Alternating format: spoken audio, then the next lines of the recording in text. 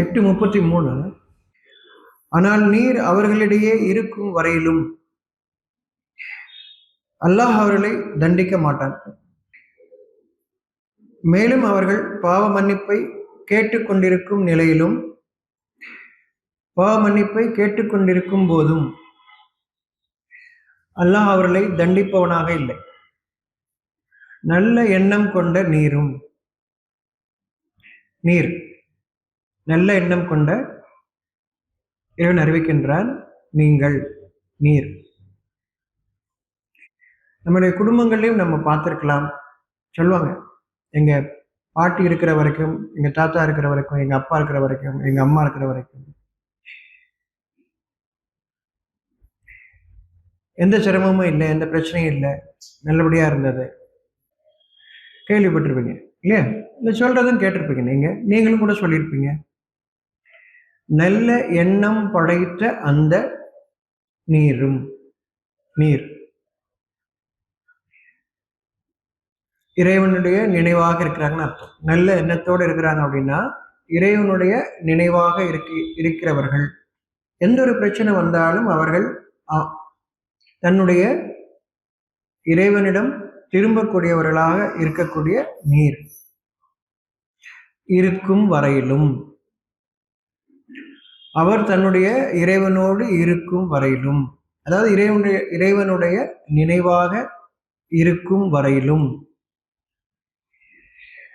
இறைவன் அல்லாஹ்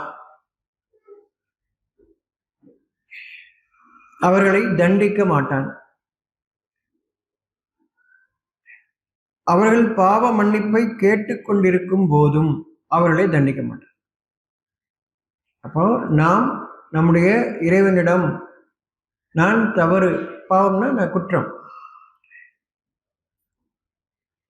குற்றங்கள் செய்யாத நிலையில் குற்றம் செய்யாமல் நான் வாழ வேண்டும் என்று எண்ணத்தோடு வாழும்போது பாவ மன்னிப்பை கேட்டுக்கொண்டிருக்கும் நிலையில் பாவ மன்னிப்புனா செஞ்சுட்டு அதுக்காக இல்லை, செய்யாம இருக்கிறதுக்காகவும், நான் செய்தது குற்றமான செயல் அப்படின்றத விளங்கினதுக்கு அப்புறம், நம்மோடு வாழக்கூடியவர்கள் செய்து கொண்டிருக்கக்கூடிய ஒரு காரியத்தை நாமும் செய்து கொண்டிருக்கின்றோம், எல்லாரும் செய்வதன் காரணமாக சரி என்ற எண்ணத்தோடு உணர்த்தப்படுகிறது. சத்தியம் நமக்கு உணர்த்துகிறது, உண்மை நமக்கு உணர்த்தப்படுகிறது, வேதம் நமக்கு அறிவிக்கின்றது எது குற்றம் என்று. இப்ப நம்ம உணர்றோம், நாம் குற்றம் செய்திருக்கின்றோம், அதன் கேடுகளிலிருந்து நான் மீள வேண்டுமே, இதை பாவ மன்னிப்பை கேட்டுக்கொண்டிருக்கும் நிலையில். இரண்டாவது, இது தொடராமல் இருக்கணும், என்னை சுற்றி இருப்பவர்களும் இதை செய்யாமல் இருக்க வேண்டும் என்ற எண்ணத்தோடு. அவ்வாறு இருக்கக்கூடிய நிலையில் இறைவன் அவர்களை தண்டிக்க மாட்டான், தண்டிப்பவனாக இல்லை. அதே மாதிரி நீர் அவரோடு இருக்கும் வரையிலும், ஏன்னா அவங்க நமக்காக பாவ மன்னிப்பு கேட்டுட்டு இருக்காங்க. அந்த நல்ல மனிதர் நமக்காக பாவ மன்னிப்பு கேட்டுட்டு இருக்காங்க, எந்நேரமும் பாவ மன்னிப்பு கேட்கிறாங்க.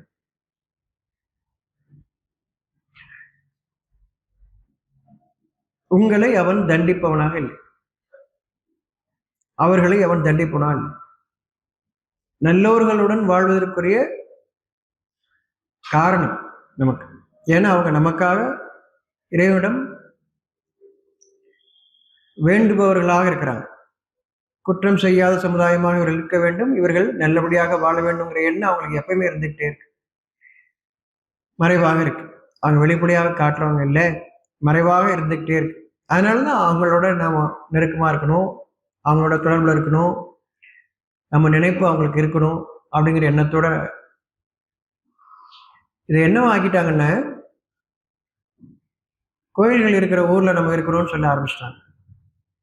கோயில் நமக்காக வேண்டுமா என்ன? இல்லை இல்லையா? கோயில்கள் வேண்டுவதில்லை. இறை இல்லம் அப்படின்றது இறைவனின் நினைவாக நம்முடைய மனம் இருக்கிறதா, அது இறை இல்லம். இறைவனுடைய நினைவாக, அது நல்ல எண்ணத்தோடு இருக்கும் அந்த உள்ளம் இறை இல்லம். அந்த இல்லத்தில் நீங்கள் நெருக்கமாக தொடர்புடையவர்களாக அப்படின்னு சொல்லும்போது நமக்கு ஒரு கட்டடத்துக்குள்ள நீங்க போயிட்டு வந்தாலே அது நல்லது அப்படின்னு சொல்ல ஆரம்பிச்சு மாத்தி விட்டாங்க. மனிதர்கள் எந்த ஒரு காரியம் செய்தாலும் அதிலிருந்து ஒரு தெளிவு நமக்கு வேணும். கோயிலுக்கு நான் ஏன் போறேன்? எனக்கு ஒரு தெளிவு கிடைக்கணும் போறேன். அந்த தெளிவு கிடைக்குதா? அது என்ன ஆயிடுச்சுன்னா நம்மளுடைய சடங்காக்கிட்டாங்க. ஒரு மனிதர், நல்ல எண்ணம் கொண்ட ஒரு மனிதர் வாழக்கூடிய இடத்திற்கு நான் செல்கின்றேன், அவர் எனக்காக நல்லுபதேசம் செய்கின்றார், சில எச்சரிக்கைகளும் தருகின்றார். வாழ்க்கையிலிருந்து வாழ்ந்து கொண்டிருக்கக்கூடிய ஒரு மனிதர் ஒண்ணு அவர் இருக்கக்கூடிய இடத்த அதுக்கப்புறம் மனிதர்கள் போக ஆரம்பிச்சாங்க புரியாம, செய்திக்காக போனோங்கிறத மறந்துட்டு அந்த இடத்திற்கு போய் வரக்கூடியவர்களாக மாறிட்டோம். நம்ம இப்போ நம்ம விளங்கிக்குவோம், நீர் அவர்களோடு இருக்கும் வரையிலும் அப்படின்னா எதுக்கு அவர் இருக்கும் வரையிலும் சொல்றான்? நீங்கள் இறந்ததுக்கு பின்னும் சொல்லலாம்ல இல்லையா? நான் இறந்ததுக்கு பின்னும் என்னுடைய ஆசீர்வாதம் உங்களுக்கு எல்லாம் இருக்கும், என்னுடைய சமாதிகள்லாம் வந்து செல்லுங்கள்னு சொல்றதால நீங்க கேட்கலாம். அது ஒன்றும் நடக்காது, அது ஒண்ணுமே ஒரு பலனும் தராது. ஏனால் அவர்கள் நம்மோடு இல்லை, நமக்கு செல்லக்கூடியவர்களாக இல்லை, அது ஒரு நன்மையும் தராது. புரிந்து கொள்ளுங்கள், நீர் அவர்களோடு இருக்கும் வரையிலும் இறைவனுடைய அறிவு. அப்ப எதுக்கு அந்த மனிதர் நமக்காக வேண்டுபவராக இருக்கிறார், நல்லுபதேசம் செய்பவராக இருக்கிறார், எச்சரிக்கை தருபவராக இருக்கிறார். அப்போ அவர்கள் நமக்காக வேண்டக்கூடியவர்களாக இருக்கிறார். அதுக்காக நீர் அவர்களோடு இருக்கும் வரையிலும். அப்போ அவர்கள் சாட்சிகளாக இருக்கிறாங்க, நமக்கு சாட்சிகளாக இருக்காங்க. அவர் வேதத்திற்கு சாட்சியா இருக்கிறார், உங்களுக்கு அவங்க சாட்சியா இருக்கிறாங்க, அவங்க வேதத்துக்கு சாட்சியா இருக்கிறாங்க, நீங்க மற்றவர்களுக்கு சாட்சியா இருங்க. இப்படி அந்த நல்ல எண்ணத்தோடு நாம் வாழ்வதற்கு சாட்சியாக அவர்கள் இருக்கிறார்கள். இப்ப அவர்கள் இருக்கும் வரையிலும் இறைவன் தண்டிக்க மாட்டான். இப்ப அவங்களுக்கு கற்றும் தர்றாங்க அவங்க. அதனால அவர்கள் பாவ மன்னிப்பு தேடியவர்களாக, குற்றம் செய்யாமல் வாழ வேண்டும் என்ற எண்ணத்தோடு அவர்கள் இருப்பதன் காரணமாக அந்த எண்ணத்தை அவங்களுக்கு ஊட்டுறாங்க, அதை சொல்லி தர்றாங்க அவங்களுக்கு. இப்போ அவர்களும் தன்னுடைய எண்ணத்தை தூய்மைப்படுத்திக்கிறது. பாவ மன்னிப்புனா என்ன? தன்னுடைய எண்ணத்தை தூய்மைப்படுத்திக் கொள்ளுதல். தப்பான எண்ணம் வருது, அது தப்புன்னு விளங்கி, குற்றமானதுன்னு விளங்கி வேண்டாமேன்னு கேட்கிறாங்க இல்லையா, இதுதான் பாவ மன்னிப்பு தேடுது. இது வேண்டாமே என்ற எண்ணத்தோடு அவர்கள் வாழ்வது பாவ மன்னிப்பு தேடுது. இந்த நிலையிலும் இறைவன் நம்மை தண்டிப்பவனாக இல்லை. அவர்கள் ஏன் போடுறாங்கோ? இப்ப நம்ம படிக்கிறோம், நமக்கு என்ன செய்யறேன்னு புரியுது, நான் என்ன பண்ணிக்கிட்டு இருக்கேன், என்ன நடந்துகிட்டு இருக்கு, என்ன அறிவிப்பு இறைவன்லேருந்து வருதுன்னு தெரியுது. ஆனால் இவங்களுக்கு அது புரியலையே, எப்படி சொன்னாலும் புரியல. ஆனாலும் கேட்டுக்கிட்டா கூட அதை செய்பவர்களாக இருக்கிறாங்களான்னு தெரியல அப்படிங்கிற எண்ணம் வரும்போது இறைவன் நமக்கு தெளிவுபடுத்துறான். அவர்கள், நீ யாரை பற்றி நீ கவலைப்படுறியோ, யாரு நல்லபடியா இருக்குன்னு நீ நினைக்கிறியோ அவர்கள் அப்படின்னு இறைவன் நமக்கு அறிவிக்கிறான். யாரை பற்றியெல்லாம் நீ நினைக்கின்றாயோ அவர்கள் நல்லாக இருக்க வேண்டும் என்று அவர்கள் அப்படின்னு சொல்ற. அவர்களை தண்டிக்க மாட்டான்னு சொல்றான். அவர்கள் பாவ மன்னிப்பை கேட்டுக்கொண்டிருக்கும். அப்ப பாவ மன்னிப்பை அவங்க எப்ப கேட்பாங்க? அவங்களுக்கு சொல்லி கொடுத்தாதான். அவளையே மன்னிச்சிருன்ற இல்லை, அது சடங்கு மாதிரி ஆயிரும். எதுக்கு கேட்கிறேன்னு கூட தெரியாது மாதிரி தெளிவுபடுத்துற. வாழ்க்கை எப்படி நம்முடைய எண்ணத்தை எவ்வாறு நாம் பின்தொடர்தல், அது சரியானதின் பாதையில் பின்தொடர்தல், அது விளங்கிக்கிட்டு தூய்மையாக அவர்கள் வாழ்வதற்கான வழி அறிவிக்காம அவங்க பாவ மன்னிப்பு கேட்கறதுல ஒரு நன்மை இல்லை. பாவ மன்னிப்புன்னா திரும்ப வேண்டும், திரும்பவும் வேண்டும். எங்க திரும்பணும்? உள்ளத்தின் பாதையில் அவர்கள் திரும்ப வேண்டும். அப்பதான் பாவ மன்னிப்பு தேடுறாங்கன்னு அர்த்தம். சும்மா பாவ மன்னிப்பு கேட்கறது இல்லை, முதல்ல திருந்தணும், இப்ப திரும்பணும், உள்ளத்தின் பக்கம் திரும்பணும். அதை அவளுக்கு எடுத்து சொல்லி, அவளுக்கு விளக்கங்கள் சொல்லி, அவள் வாழ்க்கையிலிருந்து தொடர்ச்சியாக ஒரு காலம் வரைக்கும் அவர்களோடு இருக்கிறாங்க. அவங்க எல்லாருமே அவங்க எடுத்து சொல்லிட்டே இருக்கிறாங்க.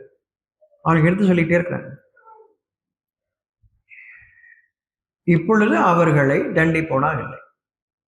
நீங்கள் நேசிக்கக்கூடிய அவர்களை, நீங்கள் நல்லெண்ணம் கொண்ட அவர்களை அவன் தண்டிப்பவனாக இல்லை.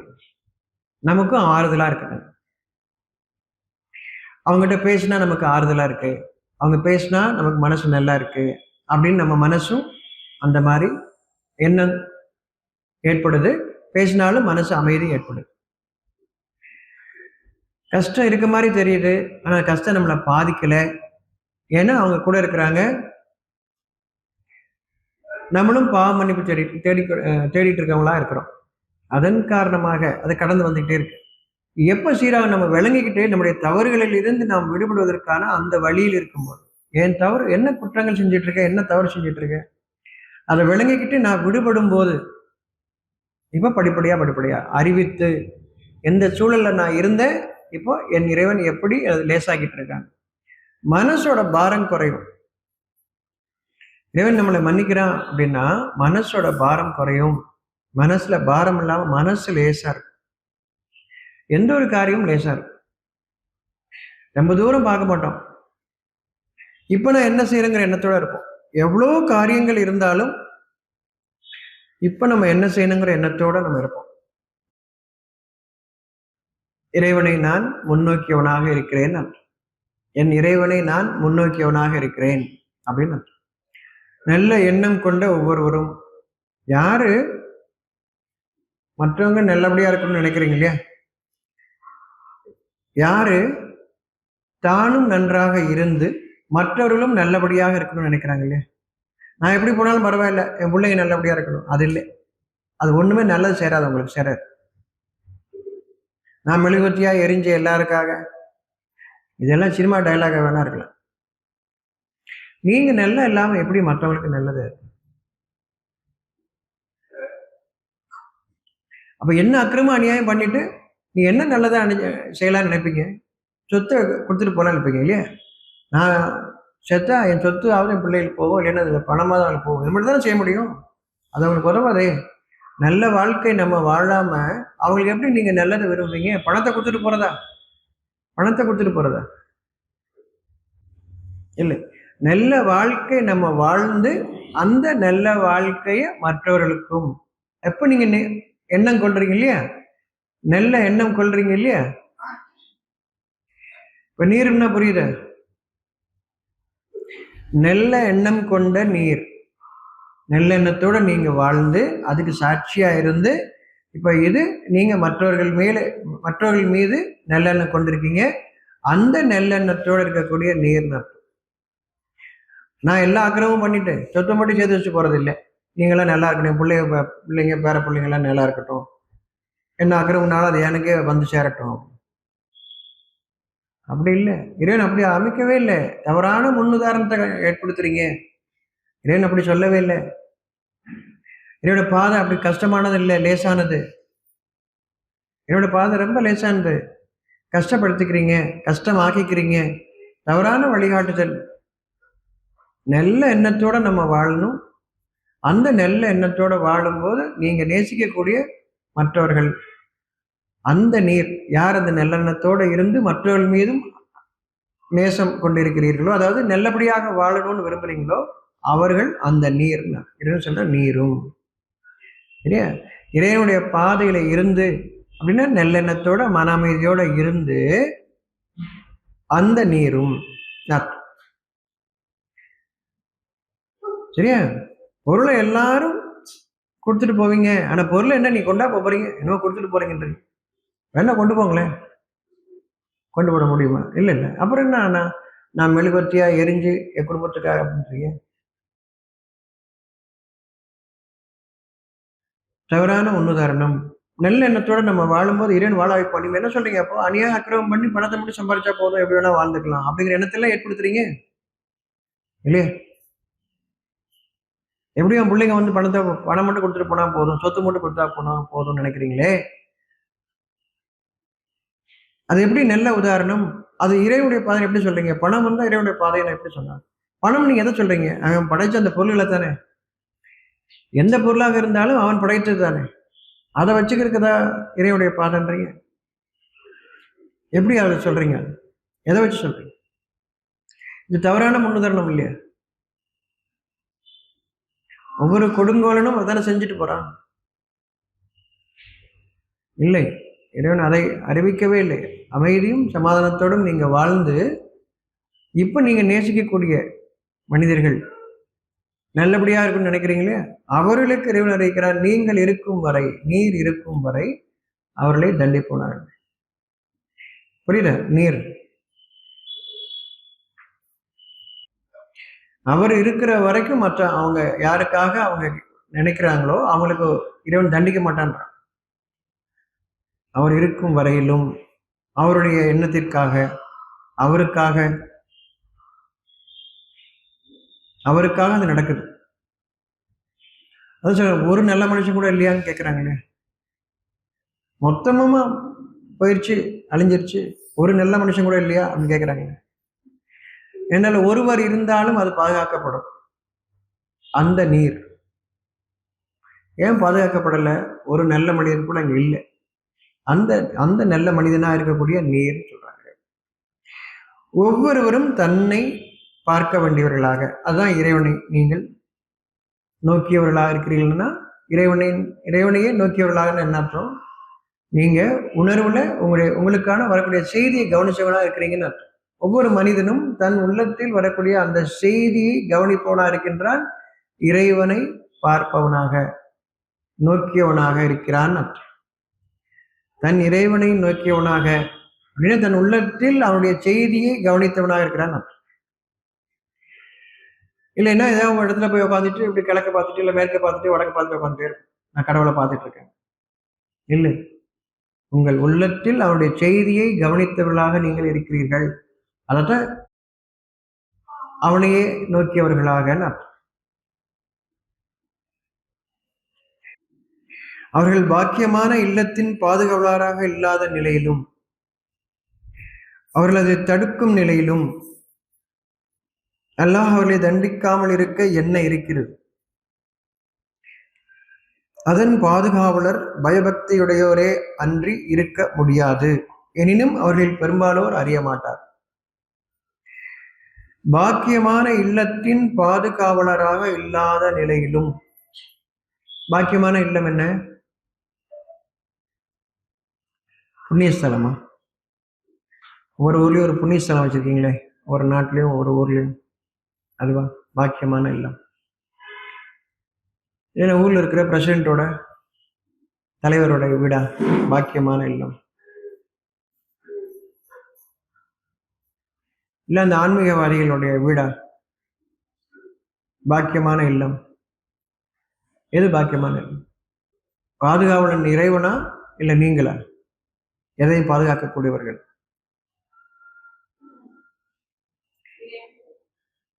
அப்படி பாதுகாவல்னா எதுல இருந்து பாதுகாப்பு தேடுவீங்க நீங்க? என்ன பாதுகாவல் நீங்க செய்வீங்க? பாக்கியமான இல்லத்தின் பாதுகாவலர் ஆக நம்ம பாதுகாக்க முடியுமா? எதையாவது நம்மளே பாதுகாக்க முடியுமா? கொஞ்ச காலத்துக்கு முன்னாடி எல்லாரும் ஒரு ஈட்டியை மட்டும் வச்சிருந்தாங்க, ஒரு குச்சி வச்சிருந்தாங்க, அப்புறம் அதில் ஒரு இரும்பை மட்டும் ஈட்டியை வச்சிருந்தாங்க. அதான் அது பாதுகாப்பா? இன்னைக்கு அந்த ஈட்டியை வச்சிருந்தா பாதுகாப்பா? இன்னைக்கு இப்போ கை துப்பாக்கி வச்சிருந்தாங்க, அது இன்னைக்கு பாதுகாப்பா? அவன் பாதுகாவல்னு எதை சொல்றான்? எதுல இருந்து பாதுகாவல் அது? பாக்கியமான இல்லம் வீட்டை பாதுகாக்கிறத? பாக்கியமான இல்லம்னு என்னப்பா? நம்முடைய மனசு, அதான் பாக்கியமானது ஒவ்வொருத்தருக்கும் இல்லையா? எனக்கு பாக்கியமானது என்னுடைய மனம், உங்களுக்கு பாக்கியமானது உங்களுடைய மனம் இல்லையா? என் மனசை நீங்க எப்படி பாதுகாப்பீங்க? உங்க மனசை நீங்களே பாதுகாப்பாம இல்லாம இருந்தா, உங்க மனசை நீங்களே பாதுகாவலராக இல்லை, நீங்க அடுத்தவங்களுக்கு நல்லது சொல்ல ஆரம்பிக்கிறீங்க. அவர்கள் அதை தடுக்கும் நிலையிலும்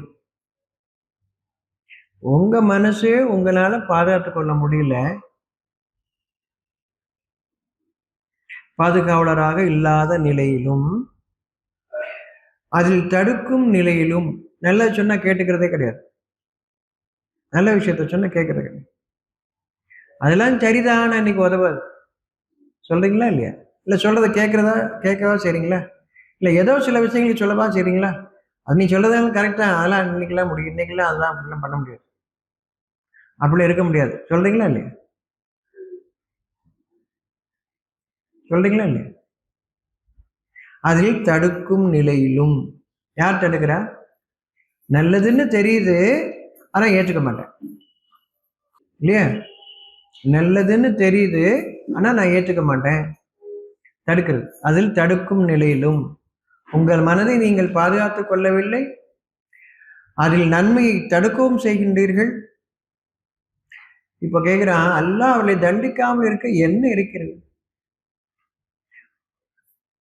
கேட்கிறான், உங்களெல்லாம் தண்டிக்காம இருக்கிறதுக்கு என்ன இருக்கு? என்ன வச்சிருக்கீங்க நீங்க? கடவுளே எனக்கு ஏன் கஷ்டம்னு கேட்குறீங்களே? அவன் குண்டை போடுறான், துப்பாக்கி சுடுறான், சண்டை போடுறான்னு சொல்றீங்களே, என்னன்னு கேட்கிறான். அவனை தண்டிக்காம இருக்க என்ன இருக்குன்னு கேட்கிறான். என்ன இருக்கு? இவ்வளவு அநியாயம் அக்கிரமம் பண்றீங்க, உங்க மனசை உங்களால பாதுகாத்துக் கொள்ள முடியல, அதுல நல்லதை தடுக்கிறீங்க, அப்ப உங்களை தண்டிக்காம இருக்க என்ன இருக்குன்னு கேட்கிறேன். இறைவன் உங்களை தண்டிக்காமல் இருக்க என்ன இருக்கு? என்ன பாதுகாப்பு வச்சிருக்கீங்க? கேள்வி கேட்கிறான் நம்மள. உங்களை பாதுகாத்துக் கொள்வதற்கு என்ன வச்சிருக்கீங்கன்னு கேட்கிறான். உங்க மனசை இன்னொன்னாலும் உங்க பாதுகாக்க சொல்லல, உங்க மனசை நான் பாதுகாக்க சொன்னேன். ஏன் நீங்க பாதுகாக்க மாட்டேங்கிறீங்க? ஏன் தடுக்கிறீங்க? அங்கே ஏன் தடுக்கிறீங்க? நல்லது சொன்னா ஏன் தடுக்கிறீங்க? உங்களுக்கு சரியா போகும்னு சொன்னா அது எப்படி சரியா போகும்னு கேட்குறீங்க? நல்லது ஒரு பிரச்சனையே கிடையாது, நல்ல எண்ணத்தோட மட்டும் இருங்க, வீணான காரியங்கள் செய்யாதீங்க, சீராகும் அப்படின்னா அது எப்படி சீராகும்? ஒண்ணுமே செய்யாம கேட்குறீங்க. நீங்க கண்டுபிடிக்கிற மிஷின் ஃபுல்லி ஆட்டோமேட்டிக்கா எல்லா வேலையும் தானா செய்யுமா? ஆனா உங்களை உயிரா படைச்சிருக்கானே, இது ஒன்றும் செய்யாது நினைக்கிறீங்க. அந்த உடலுக்கு, இந்த உடல்ல உயிர் இருக்குன்னு தெரியலையா உங்களுக்கு? ஒவ்வொரு செல்லுக்கும் உயிர் இருக்குன்னு தெரியலையா? அதனுடைய தனக்கு எதிராக செய்ய நினைச்சிட்டு இருக்கீங்க. ஒரு தூசி கண்ணுக்கு நேரம் பறந்து வருது, உங்களுக்கு கவனிக்கிறதுக்கு முன்னாடி உங்க கண் இமை மூடுதா இல்லையா? நீங்களா மூடுன்னு சொல்லி மூடுறீங்க? கண்ணை மூடிக்கொண்டு நீங்களா சொல்றீங்க? கமெண்ட் கட்டில எழுதுறீங்க? அந்த செகண்ட்ல அப்படி கண் இமை மூடுதா இல்லையா? ஒவ்வொரு செல்லும், நம்ம உடல்ல இருக்கிற ஒவ்வொரு செல்லுமே இதற்கு ஆபத்து வருவதாக இருந்தால் உடனே அது அதற்கு எதிராக வேலை செஞ்சு சரி பண்ணும். உடனே சரி பண்ணும். நம்ம உடல் அப்படிதான் அமைக்கப்பட்டிருக்கு. Fully intelligent, full intelligent. ஒவ்வொன்றும் தனித்தனியாக இன்டெலிஜென்ட். ஒட்டுமொத்த கமாண்ட் வந்தால் தான் வேலை செய்யறது இல்லை, கமாண்ட் வர்றதுக்கு முன்னாடி வேலை செய்யக்கூடிய தன்மை ஒவ்வொரு செல்லுக்கு இருக்கு. நீங்க தடுத்துக்கிட்டீங்கன்னா தான் அவர்கள் அதில் தடுக்கும் நிலையிலும், அவர்கள் அதில் தடுக்கும். நீங்க தடுத்துக்கிறீங்க, நீங்க தான் தடுக்கிறீங்க. சகல ஆற்றலும் படைத்தது உங்களுடைய உயிர். உங்களுக்கு எதிராக எந்த ஒன்று நடந்தாலும் அதை சீர் செய்வதற்கு ஆற்றல் படைத்தது, புதுப்பிக்கும் ஆற்றல் படைத்தது. அதை நீங்க தடுக்கிறீங்க. அவர்களை தண்டிக்காமல் இருக்க என்ன இருக்கிறது? அப்ப நம்ம தடுக்கும் போது இப்போ அதற்கு எதிராக நிகழுது நம்முடைய உடலானது. நம்ம தடுத்துக்கிட்டோம், அது சீராவதை நாம் தடுத்துக்கிட்டோம், விளங்கி கொள்ளவே இல்லை. ஒவ்வொரு காரியத்தையும் இறைவன் பாதுகாப்பாக செய்கின்றார். சளி வெளியேறது பாதுகாப்புக்காக இல்லையா? ஒரு தும்மல் வர்றது பாதுகாப்புக்காக, ஒரு ஏப்பம் வர்றது பாதுகாப்புக்காக. அப்படின்னு என்ன அர்த்தம்? அதுக்கு முன்னாடி நீங்க தவறான காரியம் செஞ்சிருக்கீங்கன்னு அர்த்தம், வரம்பு மீறி இருக்கீங்கன்னு அர்த்தம். அதன் காரணமாக அதை சீர் செய்வதற்கு செய்தால், நீங்க அதை தடுக்கிறதுக்கு சரி செய்யக்கூடிய ஒன்றை தடுத்தால் என்ன ஆகும்? ஒரு தும்மல் வருதுப்பா, அது உன்னை பாதுகாப்புக்காக வருது. அந்த தும்மல் ஏன் வந்துச்சு? அந்த தும்மலை உருவாக்கக்கூடிய சூழலை நீங்க உருவாக்குனீங்க. அதை சரி பண்றதுக்காக வந்தா நீங்க தும்மலை தடுக்கிறதுக்காக யோசிக்கிறீங்க. புரியுது? உங்களை எது பாதுகாக்கிறதோ அதை நீங்கள் நிறுத்துகிறீர்கள். அது அறிவுன்னு வேற சொல்றீங்க. உங்களை படைப்பதற்கு எந்த ஒரு தேவையும் அவனுக்கு ஏற்படவில்லை. எந்த ஒரு தேவையும் அவனுக்கு இல்லை. அதுபோல உருவான ஒவ்வொன்றுமே எந்த ஒரு தேவையும் இல்லை. அது தன்னை சீரமைத்துக் கொள்ளும். தன்னை சீரமைத்துக் கொள்ளும். அது ஒவ்வொரு செல்லுக்குமே சீரமைக்க ஆற்றல் உண்டு. எந்த ஒரு வெளி தேவையும் இல்லை. நமக்கு தேவையெல்லாம் நம்முடைய உணவு தான். நீர், உணவு, காற்று. நீர், உணவு, காற்று. அதை கொண்டு வாழ முடியும். எல்லா உயிரினமும் அப்படித்தானே வாழுது. எறும்பு எவ்வளவு முதன்னு போகுது ஒரு இடத்துல, இல்லையா? கணக்கெல்லாம் போகுது. ஏதாவது உன்னோட முட்டிட்டு போதா? உன்னோட ஒன்று முட்டிட்டு நிற்குதா? டிராஃபிக் ஜாம் ஆகி? இல்லை. அதை ரோடு போட்டு வச்சுருக்காங்களா எறும்பு போகிற பாதையில்? இந்த வழியாக லெஃப்ட்லேயே போயிட்டு ரைட்லேயே வரணுங்க. அப்படி இருக்க அந்த பாதை வழியாக போயிட்டு பாதை வழியாக வரணும். ஆனால் ஏதாவது முடிக்கிறதா? இல்லை. சீராக நிகழுது. ஒவ்வொன்றும் சீராக நிகழும்போது ஏன் உடம்புல மட்டும்? உடம்புக்குள்ள நல்ல ரத்தம் ஓடுது, கெட்ட ரத்தம் ஓடுது, இல்லையா?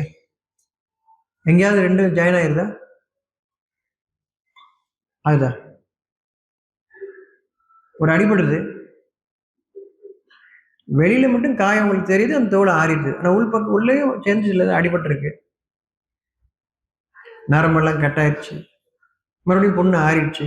நீங்க எப்படி ஒவ்வொரு நரம்பா எடுத்து ஜாயின் பண்ணி நல்ல நரம்பெல்லாம் எடுத்து நல்ல ரத்தம் போறதெல்லாம் எடுத்து ஜாயின் பண்ணி, கெட்ட ரத்தம் போறதெல்லாம் மறுபடியும் ஜாயின் பண்ணி பசை போட்டு ஒட்டி இப்படியா பண்றீங்க? தப்பா ஜாயின் ஆயிருதா? அதுதான் என்ன? நல்லதும் கெட்டதும் கலந்து என்ன ஆகும்? இறப்பு, இல்லையே?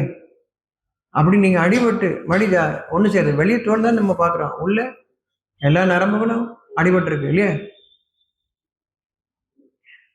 எப்படி அது ஒண்ணு சேருது? கரெக்டா? என்ன உன்னோட ஒண்ணு கலக்கவே இல்லை? யோசிக்கலையா நீங்க? உடம்பு முழுக்க நரம்புகளை படத்தை காட்டுறாங்களே. இப்ப அன்னைக்கு நம்ம காலத்துக்கு முன்னாடி இல்லைன்னா இப்ப நீங்க பாக்குறீங்களே, நல்ல ரத்தம் போற நரம்புகள், கெட்ட ரத்தம் போற நரம்புகள், அப்படிலாம் பாக்குறீங்க. ஏதாவது மாறி கனெக்ஷன் ஆகுதா?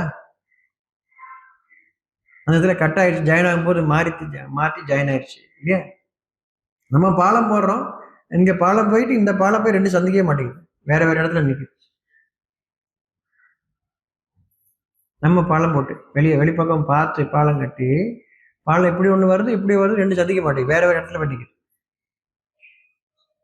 வீட்டுல படி கட்டுறான், படிக்கு அந்த பக்கம் வாசலை காணும், வாசலுக்கு அந்த பக்கம் படியா காணும், அப்படி கட்டுறோம்.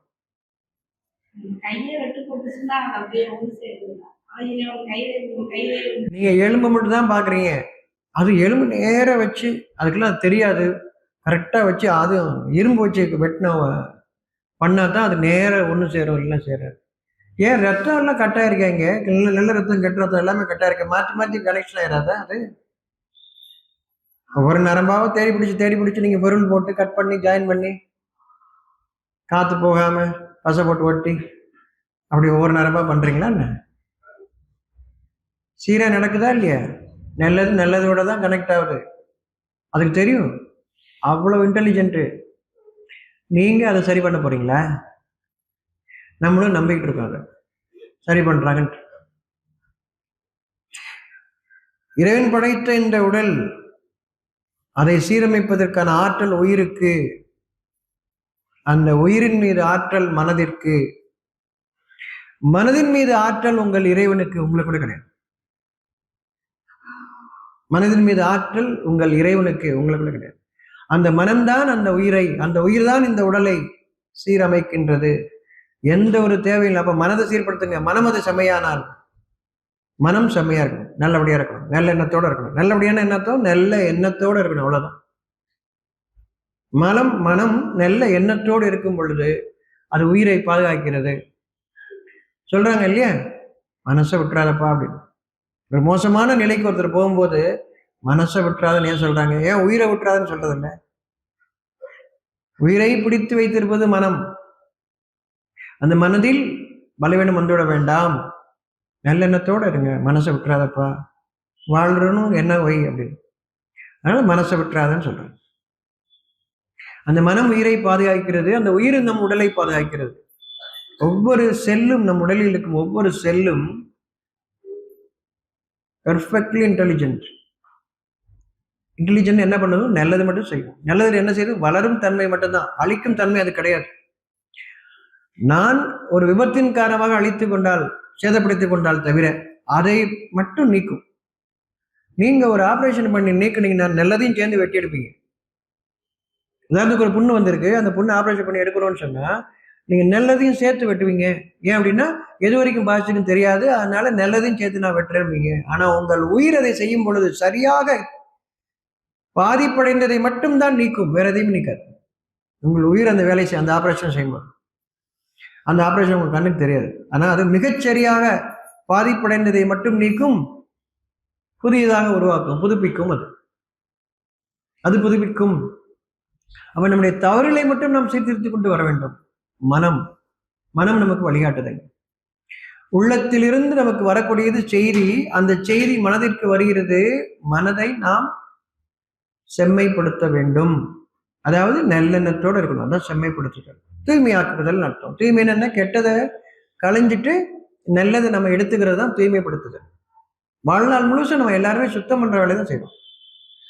சுத்தம் பண்ற வேலை தான் நம்ம உடலும் அதான் பண்ணுது. நல்லதை எடுத்துக்குது, கெட்டதை வெளியேற்றுது. சுத்தம் பண்ற வேலை மட்டும்தான். உயிர் இருக்குன்னா ஒரு உயிர் என்ன பண்ணும்? சுத்தம் பண்ணிட்டே இருக்கும், தன்னை தூய்மையடைய செய்து கொண்டே இருக்கும். அதற்கு மனிதனுக்கு என்ன அப்படின்னா மனம் இருக்கு. அந்த மனதை நாம் தூய்மைப்படுத்த அது சீர் செய்யும், மற்றதை சீர் செய்யும். மனதை நீங்கள் தூய்மையாக்காமல், மனம் செம்மையாகாமல் நீங்கள் எந்த ஒரு நற்காரியம் செய்ய முடியாது. உடம்ப வளர்ப்பீங்க, ரவுடித்தனம் வேணா செய்யலாம். நீங்க உடம்ப வளர்த்து மனசு நல்லா இல்லாம நீங்க உடல் வளர்க்கறது காரணமாக ஒரு நல்லதும் நடக்க போவதில்லை. என்ன சொல்லுவோம்? நல்ல மாடு மாதிரி தெரியுது பாரு, நல்ல உடம்ப வளர்த்துக்கு அப்படின்னு சொல்லுவோம். உடம்பு வளர்க்கக்கூடாது இல்லை, உடம்பை உயிர் வளர்க்க வேண்டும். அப்ப அந்த உயிரை மனம் வளர்க்க வேண்டும், மனம் செம்மையாக வேண்டும். மன செம்மையாருக்கு ரொம்ப கஷ்டமான வேலையெல்லாம் கிடையாது. நல்லது கெட்டதுன்னு உள்ளத்துல இருந்து செய்தி வரும்போது நல்லது எடுத்துக்கங்க, அவ்வளவுதான். ரொம்ப எளிமையானது. தலையெல்லாம் நிக்கணும், குட்டிக்கரணம் போடணும், அதெல்லாம் கிடையாது.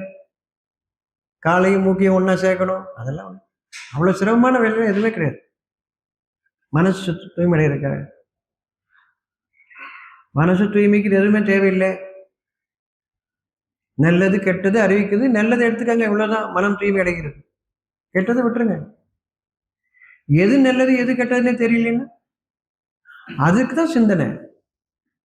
உள்ளத்தின் செய்தியை நீங்கள் சிந்திக்கின்றீர்கள், அது உங்களுக்கு வழிகாட்டு. அதன் பாதுகாவலர் பயபக்தியுடையோரை அன்று இருக்க முடியாது. அப்போ உங்களுடைய இல்லத்தை பாதுகாப்பவர் யார் அப்படின்னா, யாருக்கு பயபக்தி இருக்கிறதோ அவர்களே அதன் பாதுகாவலர். நீங்க ஒரு கோயில் கட்டடம், அந்த கோயில் கட்டடத்துல இருக்கக்கூடிய ஒரு பூசாரி, ஒவ்வொரு மதத்திலையும் ஒரு பெயர் வச்சிருக்காங்க பூசாரி, சரியா? அப்ப அவர் தான், அவரை பத்தி சொல்லப்பட்டிருக்குன்னு நினைச்சிட்டீங்கன்னா அது இல்லை. அப்போ அதன் பாதுகாவலர் பயபக்தியுடையவரே அன்று இருக்க முடியாது. அப்போ உங்களுடைய மனதை பாதுகாப்பது எது? யார் பாதுகாக்க முடியும்? யார் பயபக்தி உடைக்கிறார்களோ. பய பக்தி, நற்செய்தியும் எச்சரிக்கையும். எச்சரிக்கை பயத்தை தருகிறது, நற்செய்தி உங்களுக்கு பக்தியை தருகிறது. ஒரு பயம் வரும் பொழுது உங்கள் இறைவன் பக்கம் திரும்புகிறீர்கள். அதாவது நல்லது கெட்ட ஒரு பயம் ஏற்படுத்துது, சரியா தவறான்னு திரும்புறீங்க. இதிலிருந்து விடுபடணும், நான் தவறு செய்யக்கூடாது, எனக்கு கேடு வந்துவிடக்கூடாது, நான் நன்மையில் இருக்க வேண்டுமே, அவ்வளவுதான். அங்கே பக்தி ஏற்படுகிறது. நல்லது வேணுமேன்னு கேட்கும்போது பக்தி ஏற்படுகிறது. அவர்கள் அந்த மனதை பாதுகாப்பவர்கள். அப்ப நல்லது கெட்டது எனக்கு வரும் பொழுது யார் அதை நல்லதின் மீது இருக்கின்றார்களோ அவர்கள் பயபக்தியுடையோர், அவர்கள்தான் அந்த பாக்கியமான இல்லத்தை பாதுகாக்கக்கூடியவர். உங்களுக்கு கொடுக்கப்பட்ட அந்த பாக்கியமான இல்லம், உங்களுடைய மனம், அதை பாதுகாவல் யார் செய்கின்றார்? யார் நன்மை நல்லது கெட்டது பிரித்து பார்த்து நன்மையின் பக்கம் இருக்கிறார்களோ. தன்னை பார்க்காதவன் யாருக்கும் எந்த நன்மை செய்ய மாட்டான். அடுத்தவங்களை பார்த்து ஒரு பலன் உங்களுக்கு இல்லை. அதனாலதான் கூத்தாடின்றோம். நம்ம வேஷம் போடுறவன கூத்தாடினு சொல்றோம். வேடிக்கை கட்டுறான்னு. வேடிக்கை கட்டுறவனை பார்த்து என்ன பண்ண போறீங்க? ஒவ்வொருவரும் தன்னை பார்க்க வேண்டும். ஒவ்வொரு மனிதனும் தன்னை பார்க்க வேண்டும், அதை பாதுகாத்துக் கொள்ள வேண்டும், தன் மனதை பாதுகாத்துக் கொள்ள வேண்டும். அவர்கள்தான் அதனுடைய பாதுகாவலர். அவரை தவிர இருக்க முடியாது. அதன் பாதுகாவலர் பயபக்தியுடையோரே அன்றி இருக்க முடியாது. யார் பயபக்தியுடன் இருக்கிறார்களோ அவர்கள்தான் தங்கள் மனதை பாதுகாத்துக் கொள்வார் என்று அறிவிக்கின்றார். எனினும் அவர்களில் பெரும்பாலோர் அறிய மாட்டார். பெரும்பாலோர் வழிகேட்டில், அடுத்தவங்களை பார்த்து எல்லாரும் என்ன செய்யறாங்களோ அதையே பார்த்து செஞ்சுட்டு இருக்கிறாங்க. இவர்கள் வழிகேட்டில் இருக்கிறார்கள், அவர்கள் அறிய மாட்டார்கள், அறிவதற்கு தகுதியுடையவர்கள் அல்லன்னு சொல்றாங்க. எடுத்தவங்க பார்த்து அடுத்தவங்களும் என்ன செய்யறாங்களோ அதையே நம்மளும் செய்வோம்னு நினைக்கும் போது இவர்கள் அறிய மாட்டார். இவர்கள் பெரும்பாலரும் இருக்கிறாங்க. பெரும்பாலான கூட்டம் இப்படித்தான் இருக்கு. பெரும்பான்மையான கூட்டம் வழிகேட்டில் இருக்கிறது. எல்லாரும் பண்றாங்க, நம்மளும் பண்ணுவோம். அது இல்லை, தன் மனதை அவர்கள் பார்க்கவில்லை. தன் மனதை அவர்கள் பார்க்கவில்லை. அவர்களில் பெரும்பாலோர் அறிய மாட்டார் என்று கூறுகிறார். ஏன் அறிய மாட்டார்? அவர்கள் தன் உள்ளத்தை, தன் இல்லத்தை பார்க்கவில்லை. தன் பாக்கியமான இல்லத்தை அவர்கள் பார்க்கவில்லை. தன் மனதை அவர்கள் பார்க்கவில்லை. வெளியே பார்க்கிறார்கள். அடுத்தவங்க என்ன செய்யலான்னு பார்க்குறாங்க. அதே மாதிரி நம்மளும் செய்யலான்னு பார்க்குறோம். இவர்கள் பெரும்பாலோராக இருக்கிறாங்க. பெரும்பாலான மக்கள் இப்படித்தான் இருக்கிறாங்க. மெஜாரிட்டி இப்படித்தான் இருக்கிறாங்க. அவர்கள் அறிய மாட்டார். எடுத்து சொன்னாலும் கேட்குறாங்களா இருக்காங்கன்னா தெரியாது. ஏன்னா எல்லாரும் பண்றாங்க, நம்மளும் பண்ணுவோம். எல்லாருக்கும் வந்தது நமக்கும் வரட்டும் அப்படின்னு நினைக்கிறாங்க. அப்ப எல்லாருக்கும் வர்றது அவங்களுக்கும் வரும். யாரும் தடுக்க முடியாது. ஏன்னா அவங்களே அதுதான் விரும்புறாங்க. நல்லது வேணும்னு விரும்பல. எல்லாத்துக்கும் எல்லாம் வருது, அது எனக்கு வரட்டும் நினைக்கிறாங்க. இப்ப என்ன கேள்வி? அதுல நீங்க உருவமா அர்த்தம் எடுத்துட்டீங்கன்னா வேற உங்களுக்கு வேற பக்கம் கொண்டு போயிடும். வேதத்தின் விளக்கங்கள் மறைவானவை. ஒவ்வொரு மனிதனுக்கும் தனித்தனியாக அறிக்கின்றது. ஒவ்வொரு மனிதனும் ஆட்சி செய்வதற்குரியவன். இறைவனை பொறுத்தவரை நாம் அனைவரும் சமம். ஒவ்வொருவரும் தகுதி படைத்தவர்கள் இறைவனுடைய பார்வையில். நம்ம அப்படி நம்ம நினைச்சுக்கிறது இல்லை. ஒரு கூட்டத்துல நம்ம ஒரு ஆளு அப்படின்னு நினைக்கிறோம். ஆனா இறைவன் அப்படி நினைக்கல. அப்படி நினைச்சுக்கிட்டு தான் தலைவர் என்ன சொன்னாலும் கேட்டுக்கிறோம் அப்படின்னு நினைக்கிறீங்க. இறைவன் உங்களை தலைவனாக பார்க்கின்றான். நீங்கள் என்னவாக நினைத்துக் கொண்டிருக்கிறீர்கள் என்று பார்த்துக்கொள்ள. புரியுத? மறைவான செய்தி, வேதம் முழுவதும் மறைவான செய்தி ஒவ்வொருவருக்கும் தனித்தனியாக அறிவிக்கப்படுகிறது. ஒவ்வொருவரையும் நம் இறைவன் நம்மை கண்ணியமிக்கவராக நம்மை பார்க்கின்றான். நாம் என்னவாக பார்க்கின்றோம் அதான் அங்கே செய்தி. நீங்க பாதுகாவலர், பாக்கியமான இல்லத்தின் பாதுகாவலர்னா ஏதோ ஒரு கோயிலோ ஏதோ இறை இல்லமோ எடுத்துக்கிட்டு அதனுடைய தலைவர், செயலாளர், பொருளாளர் அப்படின்னு போயிடுவீங்க. அப்புறம் கடைநிலை ஊழியர் வரைக்கும் போயிடுவீங்க. ஏன் இல்லை, அப்படி போய் தான் நம்ம வழிகட்டு போய் நிற்கிறோம். கூட்டம் கூட்டமா போய் நிற்கிறோம். எங்கேயாவது கூட்டத்துல போய் நிற்கிறோம்.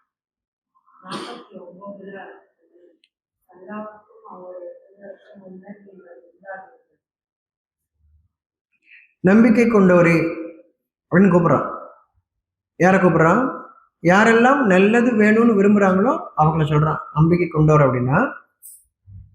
நல்லதின் மீது நம்பிக்கை கொண்டோர்னு அர்த்தம். எனக்கு எந்த கேடும் வந்துவிடக்கூடாது என்று நம்பிக்கை கொண்டோர்னு அர்த்தம். வானங்கள் முதலாக பூமி வரையிலும் இறைவனுடையது என்ற எண்ணம் கொண்டவர்கள் அர்த்தம். அதை நம்பிக்கை கொண்டவர்கள். என்னது கிடையாது, இது எந்த மனிதனுடைய அரசாங்கமும் அல்ல, இறைவனுடைய அரசாங்கம்னு யாரு நம்பிக்கை கொள்றாங்களோ, வானங்கள் முதலாக பூமி வரையிலும் இறைவனுடைய அரசாங்கம்னு யார் நம்பிக்கை கொள்றாங்களோ அவர்களை பற்றி அறிவிக்கின்றான். நம்பிக்கை கொண்டால் நாங்கள் நம்பிக்கை இருக்கு, எங்களுக்கு இந்த நம்பிக்கை இருக்கு, எனக்கு அந்த நம்பிக்கை இருக்கு, நான் அந்த நம்பிக்கை பற்றி பேசுறேன். இறைவன் இங்கே நம்பிக்கை கொண்டோன்னு சொல்லும்போது நன்மையின் மீது யார் நம்பிக்கை கொண்டிருக்கிறார்களோன்னு சொல்ற. இறைவனுடைய அரசாட்சியின் மீது, மனிதர்களின் அரசன் இறைவன், மனிதர்களின் இறைவன், மனிதர்களின் அரசன் அப்படின்னு சொல்லும்போது யார் இறைவனை நினைவு கூறுகிறார்களோ அந்த நம்பிக்கை கொண்டோரே அவர்களுக்கு அறிவிக்கின்றான், அல்லாஹ்வுக்கும் அவனுடைய தூதருக்கும் முன்னர் நீங்கள் முந்தாதீர்கள். அல்லாஹ்னா என்ன? செயல். அரேபிய கடவுள் இல்லை. அவங்க நினைச்சுக்கிறாங்க, அவங்களே அப்படித்தான் நினைச்சுக்கிறாங்க இல்லையா? எங்க கடவுள் செய்தி அது மனிதனுக்கு. உங்கள் உள்ளத்தில், ஒவ்வொரு மனிதனுக்கும் அவருடைய உள்ளத்தில் அறிவிக்கப்பட்ட, அவர்களை வழிகாட்டக்கூடிய, அந்த உயிர் அளிக்கக்கூடிய அந்த செய்தி, அதை தவிர இல்லை. அதான் அல்லாஹ். நீ எந்த மொழியிலையும் வேணா சொல்லும், உங்க மொழியில நீங்க எப்படி வேணா சொல்லும், ஒவ்வொருத்தவங்க மொழியில எப்படி வேணா சொல்லும். நீங்க பரமன்னு சொல்லுங்க, சரியா, பரம்பொருள்னு சொல்லுங்க, என்ன வேணா சொல்லுங்க. அவருடைய அர்த்தம், அந்த பொருள் என்ன, அது செய்தி. உங்கள் உள்ளத்தில் உங்களுக்கு வழியாற்றுவதற்காக, நீங்கள் வாழ்வதற்காக அந்த செய்தியை பற்றி அறிவிக்கிறது. அதற்கு அந்த செய்திக்கு முன்னர் நீங்கள் முந்தாதீர்கள். நம்ம மூளை என்ன பண்ணணும்னா, என்னுடைய உள்ளத்திலிருந்து வரக்கூடிய செய்தியை ஸ்டோர் பண்ணி வச்சுக்குது, அப்புறம் அது முந்திக்கிறது. இதுதான் இதுதான் அப்படின்னு. அது இல்லை. என் இறைவன் என் உள்ளத்தில் ஒன்றை அறிவிக்கும் பொழுது இப்பொழுதுதான் அறிவிக்கின்றான். நம்ம வாக்கிய பிடிச்சு எனக்கு தான் தெரியுமேன்றான். உதாரணத்துக்கு அமைதின்னு சொன்ன உடனே எனக்கு தெரியுமே அமைதின்னு கையை காலெல்லாம் கட்டியோ சமணம் போட்டு உட்காந்து கண்ணை மூடி உட்காந்துருக்குது அப்படின்னு நம்மளாம் முடிவு பண்ணி முந்தாத, நான் இன்னும் ஒன்று சொல்லவே இல்லைன்றான். உனக்கு நான் சொல்ல செய்தி இப்பதான் சொல்ல போறேன், அதுக்கு முன்னாடி முந்தாத, தெரிஞ்ச மாதிரி முந்தாதன்னு. அவசரப்படாதீங்க, நான் உங்களுக்கு அறிவிக்கப்படக்கூடிய செய்தி உங்களுக்கான செய்தி, நீங்க கேட்ட செய்திகள் கிடையாதுன்றான். முந்திக்காதீங்க. தூதருக்கும், அவனுடைய தூதருக்கும். தூதர்னா யாரு? இப்ப இறைவனுடைய செய்தி நேரடியா உள்ளத்துல இருந்து வருது, என்னால புரிஞ்சுக்க முடியல. இப்ப அதே செய்தி வானவர் வாயிலாக வருகிறது, மறைவாக இருந்து வருது, அதுவும் புரியல அப்படின்னா என்னை போல ஒரு மனிதன் எனக்கு அந்த செய்தியை அறிவிக்கின்றான். செய்தி ஒண்ணுதான், இது இறை செய்தி. நேரடியான செய்தியாக வருது, உள்ளத்திலிருந்து, மறைவிலிருந்து வருகிறது. என் தகுதி இன்னும் உயரவில்லை, இப்போ நான் என்னை போன்ற ஒரு மனிதனிடத்திலிருந்து வருகிறது. இறை செய்தியின் காரணமாக அது தூதரும் சொல்றாங்க. அந்த செய்தி வரக்கூடிய, அந்த செய்தி உள்ளத்துல இறக்கி வைக்கிறது வானவ தூதர், எல்லாருக்கும் இறக்கி வைக்கிறது வானவ தூதர். ஒரு மனிதன் பேசுனா காதுல வேணா போய் விழுவோம், ஆனா மனசுக்குள்ள அது போகணும், என்னுடையதாக அது மாறணும் அப்படின்னா இங்க வானவர் வர்றாங்க. இங்க வானவர்கள் தேவர்கள் சொல்றோம் இல்லையா, அந்த வானவர் வர்றாங்க, அவங்க நம்முடைய மனசுல அதை இறக்கி வைக்கிறாங்க. அந்த செய்தி, அந்த நல்ல செய்தி மனசுல இறங்கினா தான். காதுல கேட்கறதுனால ஒன்றும் நடக்க போறது இல்லை, இல்ல மூளையில பதிவானதுனால ஒன்றும் நடக்க போறது இல்லை. பல காரியத்தை நீங்க எனக்கு தெரியும் ஆனா செய்யல அப்படின்னு பல காரியம் சொல்றீங்க இல்லையா, ஏன் செய்ய முடியல, செய்ய மாட்டேங்கிறீங்க? உங்க மனசுல இறங்கினா, அது உங்களை இயக்குனா அப்பதான் செய்வீங்க. இல்லைன்னு கேட்டுக்கிட்டு சடங்கா வேணா பல காரியங்களை செய்வீங்க. ஆனா உள்ளத்துல ஒரு உணர்த்தப்பட்ட அந்த செய்தியை செய்யறதுக்கு அங்கே வானவர்கள் அங்கே உங்க மனசுல இறக்கணும். அவங்களுடைய தேவையாக அது மாறும். பழம் கனிகிறது மாதிரி, பழம் பழுத்துருச்சுன்னா அது காம்பை விட்டு கீழே வந்துடும், நீங்க ஒன்றும் பறிக்கலாம் வேண்டாம், அதே வந்துடும். அதுக்கு ஒரு பக்குவம் அடைஞ்சிருச்சுன்னா, அதோடைய முதிர்ச்சி அடைஞ்சிருச்சுன்னா அது அடுத்த காரியத்துக்கு செய்ய ஆரம்பிச்சிடும், உங்களோட உதவி தேவையில்லை. ஒரு கரு உருவாயிருச்சு அப்படின்னா, அதுக்குடைய பக்குவம் ஆயிடுச்சுன்னா அதுவே வெளியேறிடும், நிற்காது. ஒரு க்ஷணம் அது கர்ப்பப்பையில நிற்காது, அது வெளியேறிடும். நீங்க நிறுத்த முடியாது. ஒரு பிரசவம் ஆக ஆரம்பிக்குது, இன்னும் டாக்டர் வரல, பிரசவம் வரல, குழந்தை வெளியேற ஆரம்பிக்குது, காலை போட்டு அமுத்துறாங்க, டாக்டர் வராம பிரசவம் ஆயிடக்கூடாது. டாக்டர் ஒண்ணுமே செய்யாம பிரசவம் ஆயிடுச்சுன்னா டாக்டருக்கு எப்படி கொடுக்குறது? இதை அந்த நேரத்துல அந்த டாக்டர் வர்றாங்க, அந்த அம்மா வர்றாங்க, விடுங்கப்பா பிரசவம் ஆகட்டும்னு அவங்க சொன்னதுக்கு அப்புறம் விடுறாங்க. அப்படிப்பட்ட மனுஷங்களா இருக்கிறாங்க. ஒரு சனம் நிக்காது உள்ள கருக்கான அந்த பக்குவம் அடைஞ்சிருச்சுன்னா, முதிர்ச்சி அடைஞ்சிருச்சுன்னா ஒரு சனம் நிக்காதங்க, அது வெளியேற்றிரும். கர்ப்பப்பை சுருங்கி அதை வெளியேற்றிரும். ஒரு சனம் நிக்காதங்க, நீங்க ஒண்ணுமே செய்யவில்லை. அப்படி இறைவனுடைய படைப்புகள் ஒவ்வொன்றும் தன்னுடைய காரியத்தை செய்யும். நடந்தது. அப்படிலாம் இருக்கிறாங்க மனுஷங்க. முதலாளிக்கு வேலை செய்யறாங்க, டாக்டருக்கு வேலை செய்யறாங்க, மனிதர்களுக்கு வேலை செய்வதாக அவர்கள் இல்லை. நடந்தது. அவ்வளவு அழகாக அந்த பிரசவம் நிகழ்ந்தது. சரியா? அப்படியே ஒவ்வொன்றும் இறைவனுடைய அனுமதியோடு ஒவ்வொரு காரியமும் நிகழும். முன்னர் நீங்கள் முந்தாதீர்கள், அவனுடைய தூதருக்கு முன்னர் நீங்கள் முந்தாதீர்கள். அப்ப முந்திக்காதீங்க, எந்த ஒன்றும் அவசரப்படாதீங்க. நான் செய்ய போறேன்னு நீங்க செய்ய நினைக்கும் போதுதான் நீங்கள் கேடுகளை உருவாக்குகிறீர்கள். என்னுடைய அறிவை விட, அறிவுன்னு என்னது? இறைவன் வெளிப்படுத்திய ஒரு செய்தியை உங்கள் மூளையில் பதிவு செய்து, இதுதான் அறிவுன்றீங்க. பார்க்குறீங்க, கேட்குறீங்க, படிக்கிறீங்க, அதை பூரா உங்கள் மூளையில பதிவாது தான் அறிவு. ஆனால் உங்கள் இறைவனிலிருந்து, உங்கள் உள்ளத்திலிருந்து வரக்கூடிய அந்த செய்தி நீங்கள் இதுவரை அறியாதது, உயிரோட்டமிக்க, உயிரளிக்கக்கூடியது, எந்த தவறும் செய்யாதது, நல்லது மட்டும்தான் நடக்கும். அந்த நல்லது நடந்துடக்கூடாதுன்னு உங்களுக்கு பயத்தை ஏற்படுத்துறான், ஒவ்வொருத்தரும் பயத்தை ஏற்படுத்துறான். ஏன்னா ஒவ்வொரு காரியமும் தானா நிகழ்ந்துட்டா எனக்கு என்ன மதிப்பு அப்படின்னு ஒவ்வொருத்தரும் தன் மதிப்பை நிறுத்திக்கிறதுக்காக உங்களுக்கு பயமுறுத்துறான். நான் வராம இது செஞ்சா இதாயிரும் அதாயிரும் அப்படின்னு. இன்னும் தப்பு தப்பா நடந்துடணும். ஒன்றும் தப்பு தப்பா நடக்காது, சீராக நிகழும். அதான் அறிவிக்கிறான், அவனுடைய தூதருக்கு முன்னர் நீங்கள் முந்தாதீர்கள். ஏன் முந்தாதீங்க?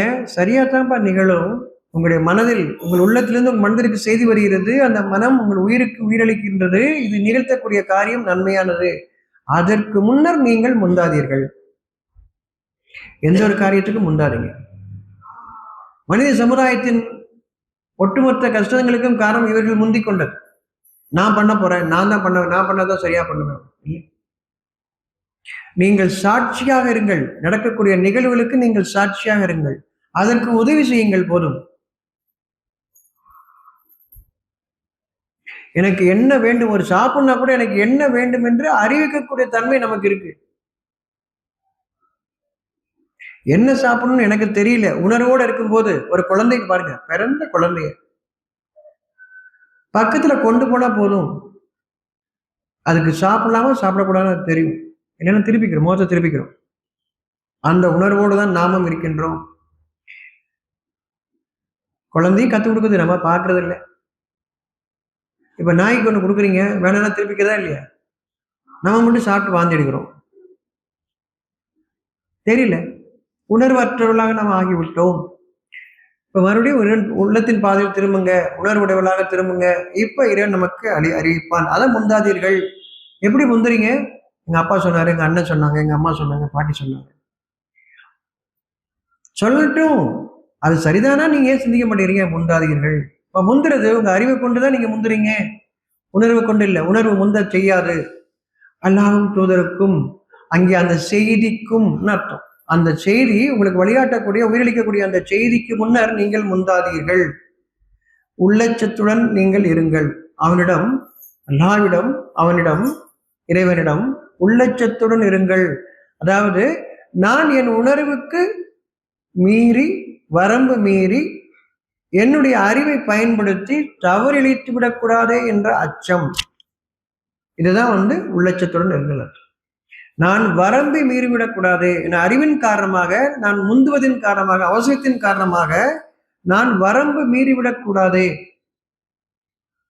அப்படின்னு பயப்படுறீங்க இல்லையா? இதுதான் உள்ளச்சத்துடன் இருங்கள். நிச்சயமாக அவன் செவியுறுபவன், நன்கறிபவன். உங்கள் இறைவன் பார்ப்பவனாக இருக்கின்றான், கேட்பவனாக இருக்கின்றான். உங்க மனசுல நீங்க என்ன நினைக்கிறேன்னு பாக்குறான். நீங்க வாயில சொன்னதுதான் கடவுள் கேட்பான் இல்லை. கடவுளே எனக்கு அதை கூட கூட இல்லை. உங்க மனசுல நீங்க என்ன நினைக்கிறேன்னு அறிஞ்சவனா இருக்கிறான். நீங்க அவனை தேடி எங்கேயும் போக வேண்டிய, கோயிலுக்கு போக வேண்டிய, மசூதிக்கு, சர்ச்சுக்கு போக வேண்டியதில்லை. நீங்கள் இருக்கும் இடத்தில் உங்கள் மனதில் எண்ணத்தை அவன் கவனிப்பவனாக இருக்கின்றான், உங்களுடைய இறைவன். எங்க போறீங்க? யாரை தேடி போறீங்க? எங்க இருக்கான்னு போறீங்க? அவன் உங்களை தேடி வர்றது லேசா, நீங்க அவனை தேடி போறது லேசா. அவன் எங்கேயும் தேடி வர வேண்டிய அவசியம் இல்லை. அவன் சகல இடங்களிலும் நிரம்பி இருக்கிறான்னு சொல்றீங்களா இல்லையா? இறைவன் எல்லா இடங்களிலும் இருக்கிறான்னு சொல்றீங்க. அப்புறம் எங்க தேடி போறீங்க? யாரை தேடி போறீங்க? எல்லா இடங்களிலும் இருப்பவனை தேடி எங்கு போறீங்க நீங்க? அவன் செவியுறுபவன், நன்கறிபவன். நல்லா உங்களை விட உங்களை பற்றி அவனுக்கு தெரியுமா தெரியாது? நன்கறிபவன். அவன் கேட்கின்றான், உங்கள் மனதின் ஓசையை கேட்கின்றான். வாயின் புலம்பல்களை அல்ல, மனதின் ஓசையை கேட்கின்றான். மனதின் அந்த நிசப்தத்தை, அதன் தேவையை அவன் அறிகின்றான். நீங்க மனசுல நினைக்கிறத அவன் அறிகிறான். நீங்கள் பயப்படுறது அவனுக்கு தெரியும், நீங்க அவன் மேல திருப்தியா இருக்கிறது அவனுக்கு தெரியும். உங்க மனசுல வாழுங்க.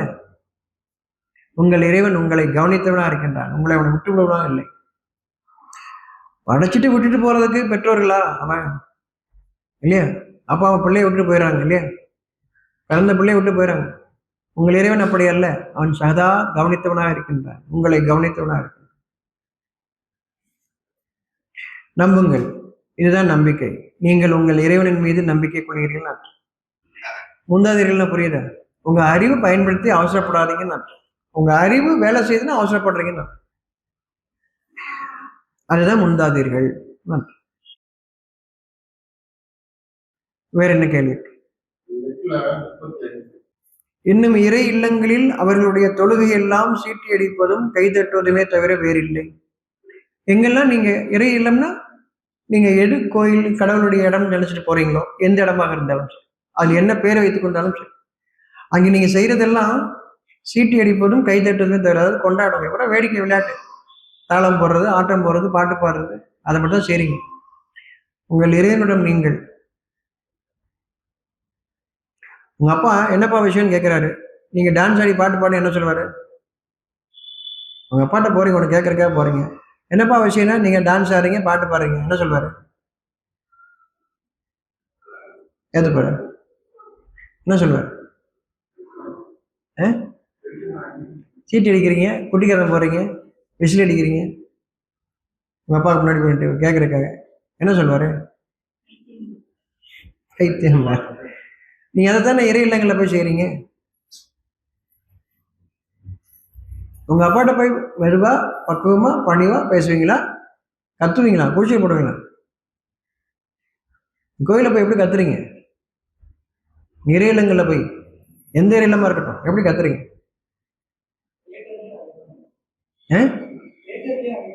தேட்டர்லயும் அதான் பண்றீங்க. சரி,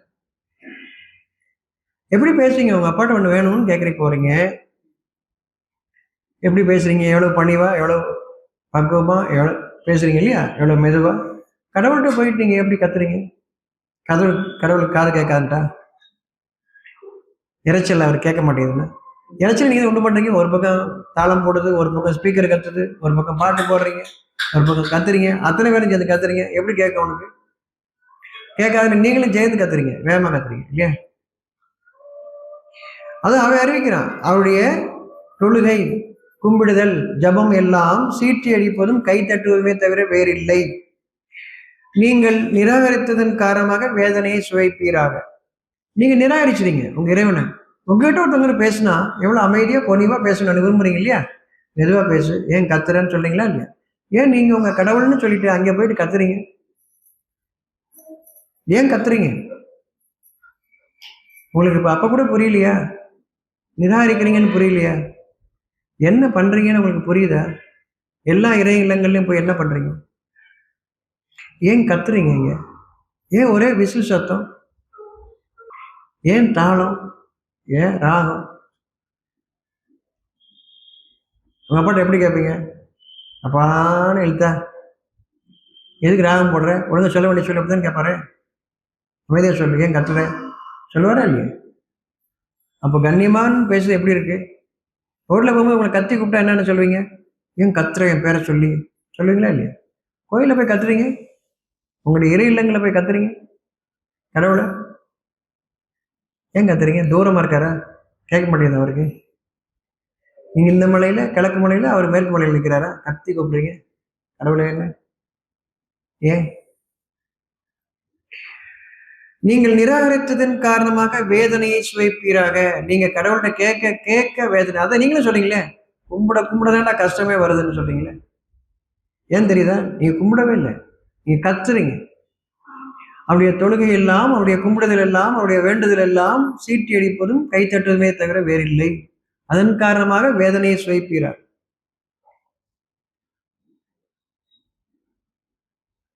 அதனாலதான் உங்கள் இறைவனை நீங்கள் கண்ணியப்படுத்த முறைப்படி கண்ணியப்படுத்தவில்லை. உங்கள் உள்ளத்தில் அவ்வளவு நிதானமாக, அவ்வளவு அமைதியாக, அவ்வளவு சன்னமாக நீங்கள் மட்டும் கேட்கக்கூடிய விதத்தில் பேசுகின்றானே, உங்களுக்கு செய்தி தருகின்றானே, ஏன் நீங்கள் அவனிடம் அங்கு பதில் சொல்லவில்லை? ஏன் நீங்கள் உங்கள் இறைவனை தொழவில்லை, வணங்கவில்லை, வழிபடவில்லை, கும்பிடவில்லை? ஏன் அவ்வாறு நீங்கள் கும்பிடவில்லை? ஏன் நீங்கள் அவ்வாறு தொழவில்லை, ஜெபிக்கவில்லை? ஏன் நீங்கள் சீட்டி அடிக்கிறீர்கள்? ஏன் நீங்கள் கும்மாளம் அடிக்கிறீர்கள்? ஏன் பாட்டு பாடுகிறீர்கள்? அவன் கேட்டான், பாட்டு பாடுறது எதுக்கு தெரியுமா? ஏன் உங்களுடைய பாடல்கள் எல்லாம் அது பாடல்களாக இருக்கு, இலக்கியங்கள் எல்லாம் பாடல்களாக இருக்கு தெரியுமா? நீங்க மனப்பாடம் பண்றதுக்காக. பாட்டு பாடணும்னா அது ஒரு ராகத்தோட போடணும். அது அப்பதான் நீங்க மறக்க மாட்டீங்க. சினிமா பாட்டுலாம் உங்களுக்கு ஞாபகம் வருது இல்லையே? ஏன் எந்த பாட்டும் ஞாபகம் வர மாட்டேங்குது? மற்றது அதையும் ஏன் அது பாட்டா எழுதி வச்சிருக்காங்க? அப்பதான் மனப்பாடம் பண்ணுங்கிறதுக்காக. வாழ்க்கையை மனப்பாடம் பண்ணுமா, புரிஞ்சுக்கணுமா? மனப்பாடம் பண்ணாலும் தானா வரும். சின்ன வயசுல பாடின பாட்டுலாம் கூட இப்ப கூட மறக்காம வருது இல்லையா? பாட்டா பாடினா மறக்க மாட்டீங்க, வழிகாட்டாது அது. எந்த பாடலும் உங்களுக்கு வழிகாட்டாது. வழிகாட்டணும்னா சிந்தனை செய்வாங்க. அப்ப உங்கள் இறைவனிடம் சிந்தித்தவர்களாக திரும்புங்கள். நீங்கள் பாட்டு பாடிட்டு திரும்புறீங்க உங்க இறைவன்ட்ட. என்ன வழிகாட்டும்? என்ன வழிகாட்டும் நினைக்கிறீங்க? நிராகரித்ததன் காரணமாக வேதனையை சுவைப்பீராகன்னு சொல்றான். அதனால வேதனை. அதையும் எப்படி நம்ம சொல்றோம்? சாதாரணமா சொல்றோம் இல்லையா? நீ கோயிலுக்கு போய் கும்பிட்டுதான் எல்லா கஷ்டமும் வருது அப்படின்னு சொல்றதை கேட்குறீங்களா இல்லையா? அது ஒரு உண்மை மறைஞ்சிருக்கு, நம்ம புரியல நமக்கு. என்ன, நம்ம அங்கே போய் கும்பிடலன்னு அர்த்தம், அங்கே போய் தொழலன்னு அர்த்தம், அங்கே போய் ஜபிக்கலன்னு அர்த்தம். வெறுமனே சொல்லி கொடுத்த செஞ்சுட்டு வர்றோம். அங்கே போய் பாட்டு பாடிட்டு ஆட்டம் போட்டுட்டு வர்றோம். கூட்டத்தோட கூட்டமா எல்லாரும் பண்றதை நம்மளும் கத்திட்டு வந்துடும். நிச்சயமாக நிராகரிப்பவர்கள் இறைவனின் பாதையை விட்டும் தடுக்கின்றார்கள். தங்கள் செல்வங்களை அவ்வாறு செலவழிக்கிறார்கள். நிராகரிப்பவர்கள் தங்கள் செல்வங்களை எப்படி செலவழிக்கிறாங்க? இறைவனின் பாதையை தடுக்கக்கூடிய விதத்தில் செய்கிறாங்க. ஒவ்வொரு இறை வழிபாடும் பெரும் திருவிழா மாதிரி பண்றீங்க இல்லையா? அப்படித்தானே பண்றீங்க ஒவ்வொருத்தரும், பெரும் திருவிழா மாதிரி. அது இறைவன் பாதையை தடுப்பது. இறைவன் பாதை மனதில் நல்லதை ஏற்று கெட்டதை விளக்குதல் இறை வழிபாடு. என்ன பண்றோம் நம்ம எல்லாரும்? அவர்கள் இறைவனின் பாதையை விட்டும் தடுப்பதற்காக தங்கள் செல்வங்களை செலவு செய்கின்றனர். ஆகவே அவர்கள் செலவு செய்து கொண்டு இருப்பர். அப்படித்தான் அவங்க பண்ணிட்டு இருப்பாங்க. அவங்களுக்கு கேளிக்கையும் கொண்டாட்டம் தான் வேணும். பின்னர் அவர்களுக்கு அது வருந்தத்தக்கதாக அமைந்துவிடும். முடிவில் அவர்கள் வெற்றி கொள்ளப்படுவர். நிராகரிப்போர் நரகத்தில் ஒன்று சேர்க்கப்படுவர். அப்படின்னா வேதனை அர்த்தம். நரகம்னா வேதனை அர்த்தம். கஷ்டத்துல அவங்களை ஒன்று சேர்த்துருவான்னு, கஷ்டத்துல ஒன்று சேர்த்துருவான். தெளிவாக அறிவிப்பது கடமை. இறைவன் அறிவிக்கின்றான். தெளிவாக எடுத்துச் சொல்வது கடமை, கண்காணிப்பது அல்ல. எல்லாருக்கும் தெளிவா எடுத்து சொல்லிருங்கன்றான்.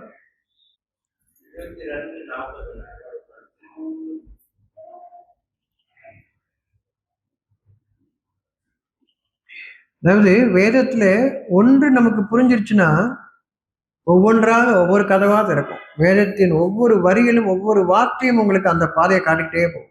ஒரு விஷயம் புரிஞ்சிச்சுன்னா தொடர்ச்சியா. அப்ப வேதம் எவ்வளவு, எத்தனை கன்னிகள் அதுல, ஒவ்வொரு கண்ணியும் இன்னொரு கண்ணியோட இணைஞ்சு இணைஞ்சு இணைஞ்சு இணைஞ்சு இணைஞ்சு இவ்வளவு ஒரு மாலையாக கொண்டு போயிட்டே இருக்கும் வேதம். இவர்கள் நியாயமின்றி தம் வீடுகளை விட்டு வெளியேற்றப்பட்டார்கள். உங்க மனசை விட்டுட்டு எப்ப நீங்க வெளியே வந்துட்டீங்களோ, அதை வெளியேற்றதுக்கு யாரெல்லாம் உதவி செய்யறாங்களோ, உங்களுக்கு ஆட்டம் பாட்டம் கொண்டாட்டத்துக்கு கொண்டு வந்துட்டீங்கன்னா நீங்க உங்க மனசை விட்டு வெளியே வந்துடுவீங்க. இதெல்லாம் திசை திருப்பக்கூடிய விஷயங்கள். உங்களுக்கு உங்கள் மனதை விட்டு உங்களை வெளியேற்றுவதற்கு உங்களுக்கு வேடிக்கை காட்டணும், விளையாட்டு காட்டணும். வேடிக்கை விளையாட்டுக்கள் உங்களை காட்டினீங்கன்னா நீங்க உங்க மனசை விட்டுட்டு வெளியே வந்துடுவீங்க. அதுதான் எல்லாரும் செய்யறாங்க. இறைவனோடு நீங்கள் உங்களுடைய குறைகளை உங்கள் இறைவனுக்கு அறிவிக்குன்னு போயிட்டு நீங்க அதை விட்டுட்டு வெளியே வந்துட்டீங்க, உங்க மனசை விட்டுட்டு வெளியே வந்துட்டீங்க. இப்ப நீங்க சொல்லக்கூடிய எதுவுமே உங்க இறைவன்கிட்ட போய் சேராது. அங்க நீங்க இருக்கிற இடத்துல உங்களை கண்காணிப்பா இருக்கக்கூடிய அந்த உங்க இறைவன் உங்களை கண்காணிச்சுட்டு இருக்க, உங்களை பார்த்துக்கிட்டு இருக்கான். நீங்க அங்க விட்டுட்டு நீங்க என்ன போயிட்டீங்க, வெளியே போயிட்டீங்க.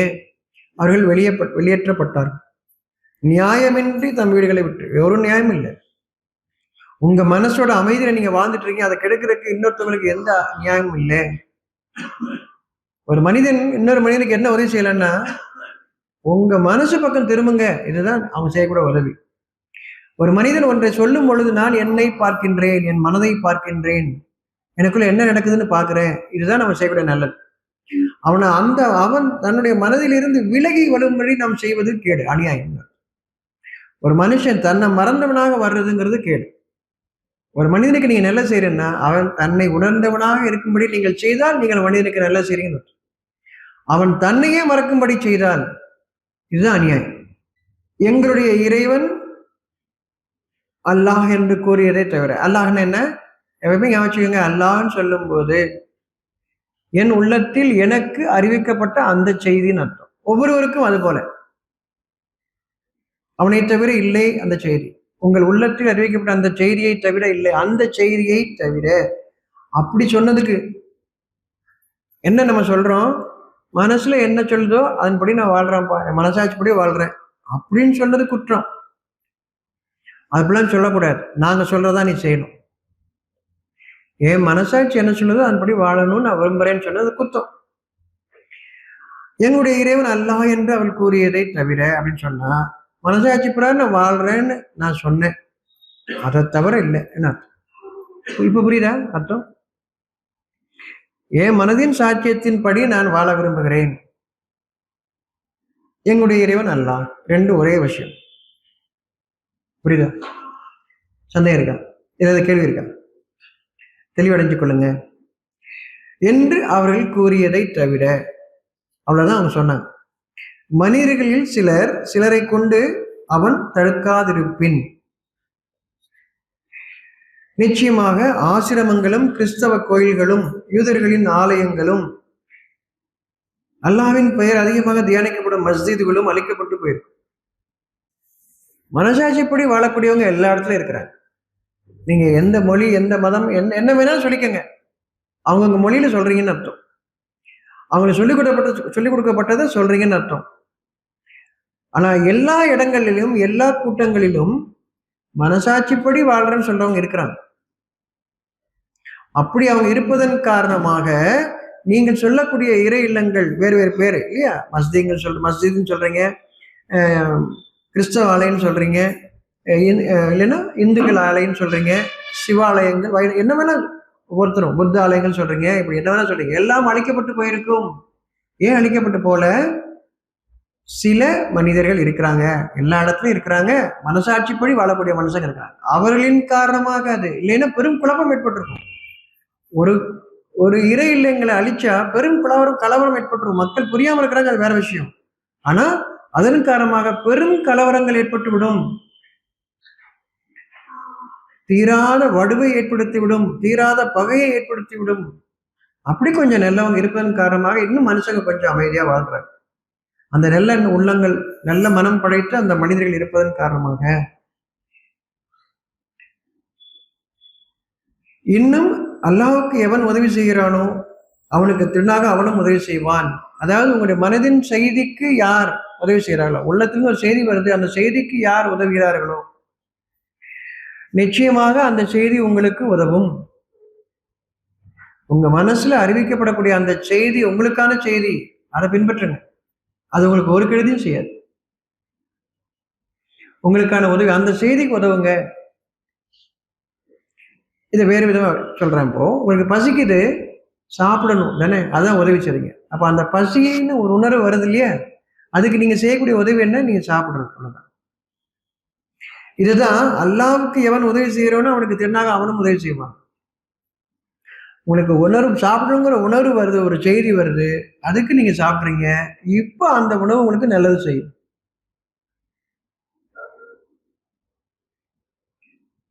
கொஞ்சம் உருவமா நீங்க புரிஞ்சுக்கிறதுக்காக. புரியுதா? இப்படி ஒவ்வொரு காரியத்திலும் உணர்வு உங்களுக்கு ஒன்று அறிவிக்கிறது. அந்த உணர்வை நீங்கள் பின்பற்றும் போது நீங்கள் செய்யக்கூடிய காரியம் உங்களுக்கு உதவியாக இருக்கும். ஏன் கஷ்டங்களும் வேதனைகளும் ஏன் வருது? நீங்க அதுக்கு மாறா போறீங்க. உதவி செய்யறதுக்கு பதிலாக நீங்க அதற்கு எதிராக நடந்துக்கிறீங்க. அதன் காரணமாக அப்படி நிகழுது. நீங்க இப்ப அதுக்கு உதவி செய்யுங்க, உங்களுக்கும் அது உதவும். அந்த காரியம் உங்களுக்கு உதவும். நிச்சயமாக ஆற்றல் மிக்கோனும் மிகைத்தோனுமாக இருக்கின்றான். அங்க உங்களுக்கு வரக்கூடிய அந்த செய்தி அல்லாஹ் அப்படின்ற அந்த செய்தி உங்களுக்கு ஆற்றல் தரக்கூடியதாக இருக்கின்றது, உங்கள் அறிவை மிகைக்கக்கூடியதாக இருக்கிறது. இந்த உணர்வு உங்களை மிகைக்கக்கூடியது. நீங்கள் இதுவரை அறியாத ஒரு காரியத்தின் பால் உங்களை கொண்டு செல்லக்கூடியதாக இருக்கு அந்த உணர்வு. அந்த உணர்வை பின்பற்று. இப்போ உணர்வை பின்பற்றுங்க. அந்த உணர்வு பின்பற்றுபவர்கள் இருப்பதன் காரணமாக நீங்கள் சொல்லக்கூடிய எல்லா இறை இல்லங்களும் பாதுகாக்கப்பட்டிருக்கு. ஏன் இறைவன் அதை பாதுகாக்கிறான்? நீங்க தப்பு பண்ணாத ஒரு இறை இல்லைன்னு சொல்லிட்டு, இறை இல்லைன்னு சொல்லிட்டு, இறைவனுடைய ஒரு பூமியை நீங்க ஒரு சின்ன இடத்துக்குள்ள கொண்டு வந்துட்டீங்க. வானங்கள் பூமி இறைவனுடையது. நீங்க என்ன சொல்றீங்க? இறைவனுடையது ஒரு சின்ன கட்டடத்தை மட்டும் சொல்லி அதுதான் இறைவனுடையன்னு சொல்றீங்க. புரியுது? மொத்த பூமி அவனுடையது தான். நீங்க ஒரு சின்ன கட்டடத்தை எடுத்துக்கிட்டு இதுதான் இறைவனுடையதுன்னு சொல்றீங்க. ஒவ்வொருத்தரும் ஒவ்வொரு ஊர்ல ஒவ்வொரு பிரிவும் இதுதான் இறைவனுடையன்னு சொல்றீங்க. அப்படி நீங்க சொன்னதன் காரணமாக இறைவன் என்ன சொல்றான்? அதையும் பாதுகாக்கிறான், உங்களுக்காக பாதுகாக்கிறான். நீங்க செஞ்ச தவறா இருந்தாலும் மொத்த பூமி அவனுடையதுதான். அப்படி சொல்றீங்க. அதையும் எப்படி பாதுகாக்கிறான்? சில நல்ல உள்ளங்கள் இருக்கு, இதுக்காக சண்டை போடாதீங்க அப்படின்னு அவங்க சொல்லக்கூடிய நல்ல உள்ளங்கள் இருக்கு. அதன் காரணமாக அது பாதுகாக்கப்பட்டிருக்கு. அந்த கட்டடம் தன்னை பாதுகாத்துக் கொள்ளக்கூடியது அல்ல.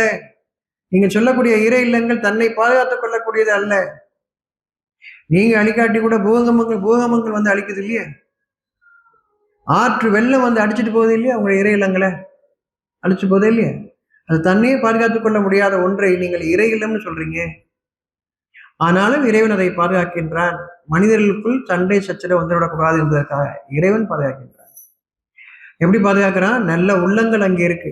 அது அவர்களின் காரணமாக. எங்களுடைய இறைவன் அல்லாஹ் அப்படின்னா மனதாட்சியின்படி நான் வாழ்கின்றேன்னு சொல்றான். அப்படிப்பட்ட மனிதர்கள் இருப்பதன் காரணமாக அது பாதுகாக்கப்படுது. புரியுது? நல்ல மனிதர்கள் இருக்கிறாங்க, எல்லா இடத்துலயும் இருக்கிறாங்க, அவர்களால் பாதுகாக்கப்படுது. புரியுது? வேற எதுவும் கேள்வி இருக்கா?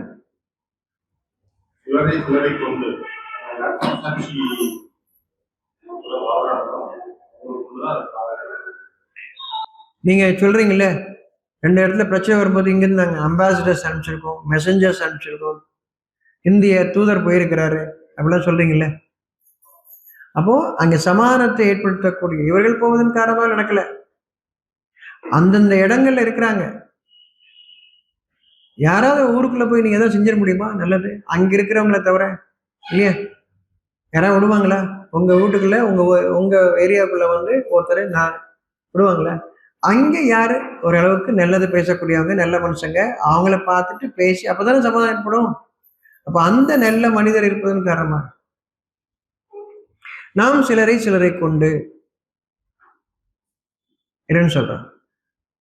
அப்ப அந்த மனிதர்களின் காரணமாக நல்ல மனுஷங்களா நம்ம இருக்கணும். எதுக்காக? சமாதானத்திற்காக, மனிதர்களிடையே சண்டை சச்சரவு ஏற்படாமல் இருப்பதற்காக. 8ல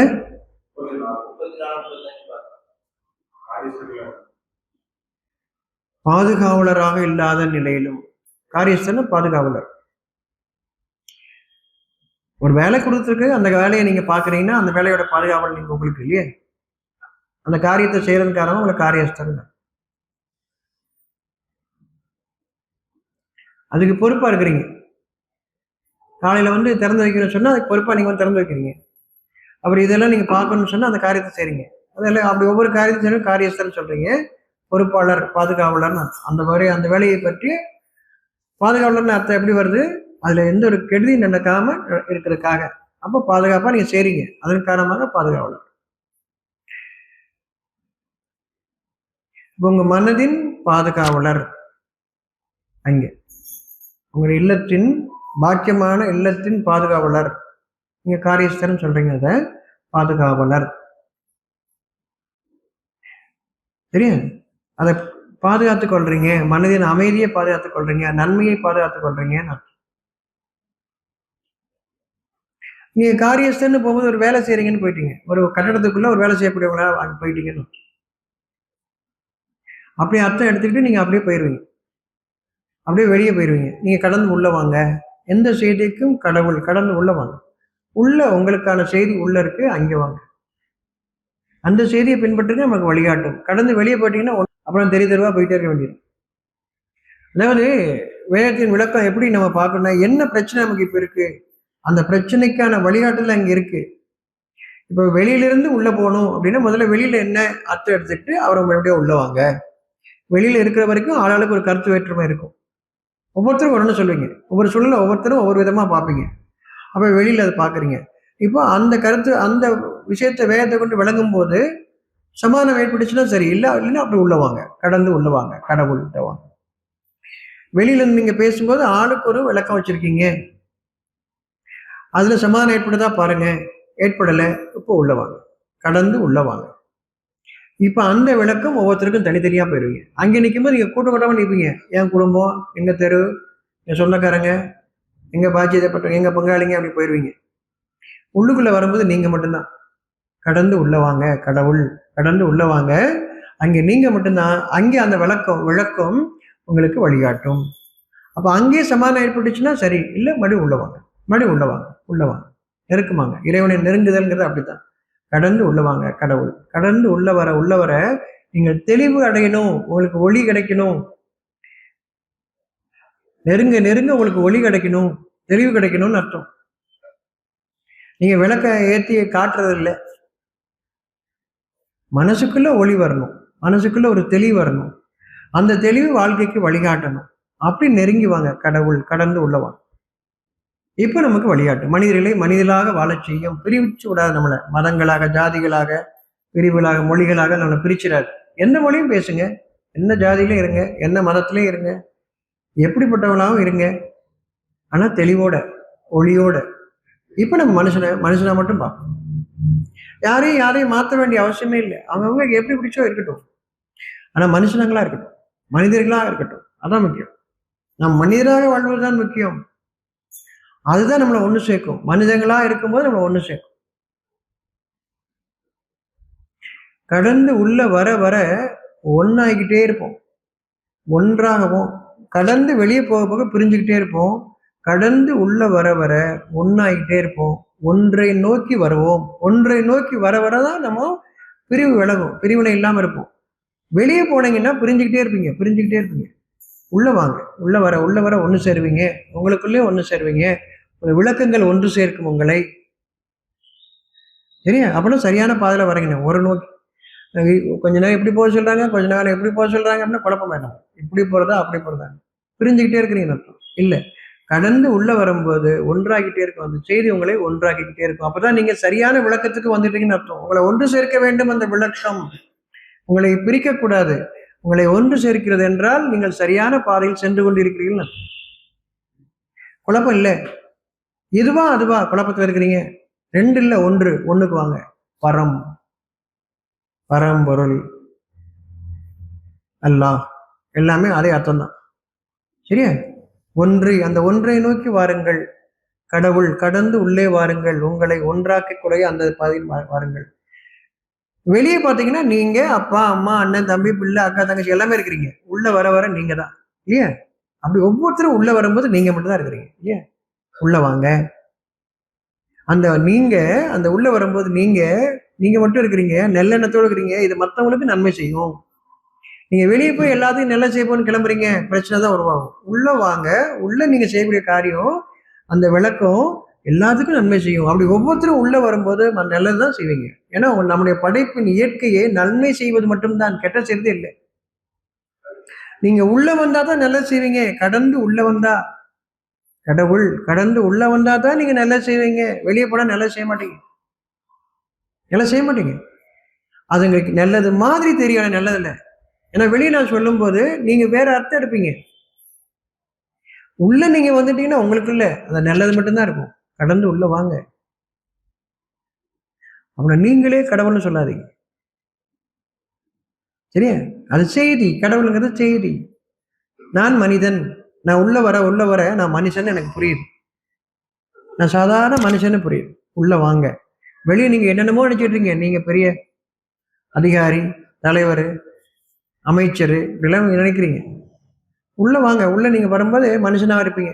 அங்கே அமைச்சரா இருக்க மாட்டீங்க, ஆண்டவனா இருக்க மாட்டீங்க, சிஓவா இருக்க மாட்டீங்க, எம்டியா இருக்க மாட்டீங்க இல்லையா? எம்எல்ஏவா இருக்க மாட்டீங்க. உள்ள நீங்க மனுஷனா இருப்பீங்க. உள்ள வாங்க. ஒவ்வொருத்தரும் உள்ள வாங்க, மனுஷனா இருப்பீங்க. கடவுள் கடந்து உள்ள வாங்க, மனுஷனா இருப்பீங்க. இப்போதான் நம்ம ஒன்று சேருவோம். சரியா? புரியுதா? ஒவ்வொரு வார்த்தைக்கும் விளக்கம் சரியான விளக்கத்துக்கு வந்தா நம்ம சாதாரணமா யார் மேலும் குற்றம் இல்லை, குறை இல்லை, பகை இல்லை, யாருக்கு எதிராக நான் செய்ய வேண்டியது ஒண்ணுமே இல்லை. நான் எனக்கு நல்லது செய்யும்போது அந்த நல்லது எல்லாருக்கும் நல்லதை கொண்டு போய் சேர்க்கும். உங்களுக்கு நீங்க கெடுதி செய்ய மாட்டீங்க இல்லையா? அப்ப அந்த நல்லது தான் எல்லாத்துக்கும் நல்லதா அப்படி ஒவ்வொருத்தரும் ஒவ்வொருத்தரும் உங்களை சுத்தி நம்மளை சுத்தி யார் இருக்கா? அண்ணன், தம்பி, அக்கா, தங்கச்சி இல்லையா? அப்பா, மாமா, அண்ணன் இவங்க தானே இருக்கிறாங்க. அத்தை, மாமா இப்படிதானே இருக்காங்க. அவங்க நம்ம வெளியே அவங்களும் அவங்களுக்குள்ள இருக்கும்போது எல்லாரும் நல்லா தானே செய்வாங்க. நீங்க உள்ள வர மாட்டேங்கிறீங்க. வெளியவே நல்லா செய்ய போறேன் கிளம்பிதான் எல்லா அநியாயம் செய்யணும். நான் நல்லா செய்ய போறேன் நல்லா செய்ய போறேன்னு போய் எல்லா கிரமும் பண்றோம் எல்லாருமே. நான் வெளியே போய் செய்யறது அன்னொருத்தருக்கு பிடிக்க மாட்டேங்குது. எனக்குள்ள நான் விளங்கிக்கிட்டு நான் செய்யக்கூடிய காரியத்துல நல்லது நடக்குது. நல்லது எல்லாருக்கும் அப்படி எல்லாரும் அப்படி நல்லது செய்யறாங்களா இருக்காங்க. உள்ள வந்தா தான் கடந்து உள்ள வந்தா தான் நீங்க நல்லது செய்வீங்க. கடந்து வெளியே போயிடாதீங்க.